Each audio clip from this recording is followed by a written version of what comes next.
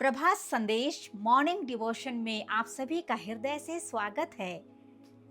2 दिन पहले मेरे गांव से मेरी एक सहेली का कॉल आया। उसने मुझे कॉल की और अपने मम्मी के बारे में, अपने परिवार के बारे में बहुत ही दुख भरी बातें फोन के माध्यम से मुझसे शेयर कर रही थी। तो उस फोन के वार्तालाप में उसने एक शब्द वो मुझसे कही, मेरी मम्मी को मेरे मामा, मेरे मौसी, मेरी बड़ी मम्मी, मेरे मम्मी के परिवार पसंद नहीं करते हैं, प्रेम नहीं करते हैं। मेरी मम्मी जब बीमार रहती है, मेरी मम्मी के जीवन में जब समस्याओं से होकर वो गुजरती है, मेरे मम्मी के परिवार कोई भी उनसे मिलने के लिए नहीं आते हैं। बहुत ही ऐसे दुख भरी बातें वो कहने लगी। तो मैंने उनसे पूछा कि क्यों, कारण क्या है? तो एक शब्द उसने मुझसे कहा कि मेरी मम्मी अलग चर्च में जाती है और मेरे मामा के घर वाले या मेरी मौसी दूसरे चर्च के हैं, जिस वजह से वो हमसे ज्यादा प्यार नहीं करते हैं, क्योंकि वो एक सेम चर्च के सदस्य नहीं हैं। मेरे प्रियो, जब वो अपनी बातें, अपने घर की पर्सनल बातें जब वो मुझसे शेयर कर रही थी फोन में, अचानक मेरे को बाइबल की एक स्टोरी, जो प्रभु यीशु मसीह के दृष्टांत, जो प्रभु यीशु मसीह ने दिया है, वो बातें मुझे याद आया। वो सामरी, दयालु सामरी का दृष्टांत है।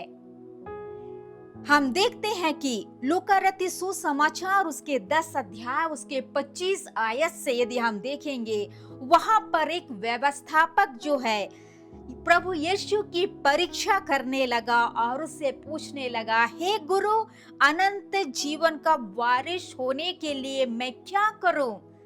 प्रभु यीशु से वो परीक्षा करके उससे पूछ रहा है कि अनंत जीवन अगर मुझे मिलना है, अनंत जीवन का वारिस मुझे बनना है, तो मैं क्या करूं? प्रभु यीशु उसके जवाब में कहते हैं कि व्यवस्था में क्या लिखा है, तो कैसे पढ़ता है? तो उसने उत्तर क्या दिया उस व्यक्ति ने? उसने कहा, तो प्रभु अपने परमेश्वर से अपने सारे मन, अपने सारे प्राण और अपनी सारी शक्ति और अपनी सारी बुद्धि के साथ प्रेम रख, और अपने पड़ोसी से भी अपने समान प्रेम रख।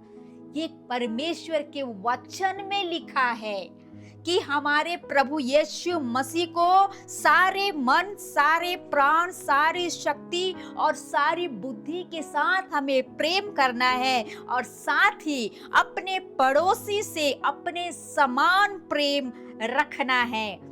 इस पर प्रभु यीशु ने क्या कहा? तो ठीक उत्तर दिया है, यही कर तो तू जीवित रहेगा।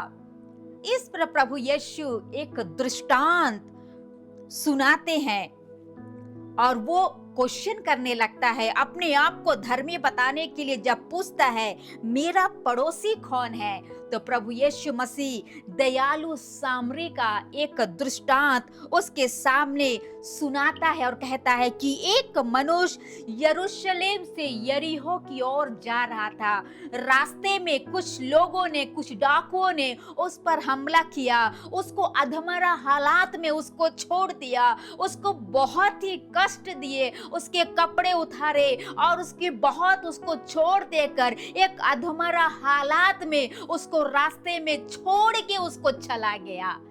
और उस रास्ते में याजक उसको देख कर जाता है, लेकिन अनजान बनकर, कतरा कर आगे बढ़ जाता है। फिर दूसरा व्यक्ति आता है, वो है लेवी। लेवी भी क्या करता है? उस मनुष्य को देखता है, उसकी हालात को देखता है और वो भी कतरा कर चला जाता है। लेकिन तीसरा एक व्यक्ति है जो उस रास्ते से यात्रा कर रहा था, वो है सामरी। और वो क्या हो गया? उस मनुष्य पर वो तरस खाता है, वो तेल लगाता है, उसके घावों को वो पट्टी वो बांधता है और एक घर का, एक सराय का वो प्रबंध करता है और वहां पर उसकी सेवा, उसकी सारे चीजों की वो सेवा टहल वो करता है। तो प्रभु यीशु मसीह यहाँ पर पूछते हैं कि ये तीनों में से सच्चा पड़ोसी कौन है? तो उत्तर में क्या आता है? सामरी व्यक्ति जिसने सेवा किया, जिसने अधमरा हालात में उस व्यक्ति को देखकर तरस खाकर उसको सेवा किया, वही है सामरी व्यक्ति। हालेलुया। आज यदि इस वचन को हमारे इस परिवार के रूप में, हमारे मसीह जीवन में यदि हम इसको देखेंगे, हमारे जीवनों में भी, हमारे व्यक्तिगत जीवनों में भी यही होता है। हमारे जीवन में कई बार उस व्यक्ति की तरह उस रास्ते में जो अधमरा हालात में पड़ा हुआ सिचुएशन, परिस्थिति में उसे बचाने के लिए उसकी परिस्थिति पर कोई भी नहीं था। उसके जानने वाले, उसके लोग, याजक, लेवी उसके पास से आए, लेकिन उसको क्या कर दे? कतरा के चला गया।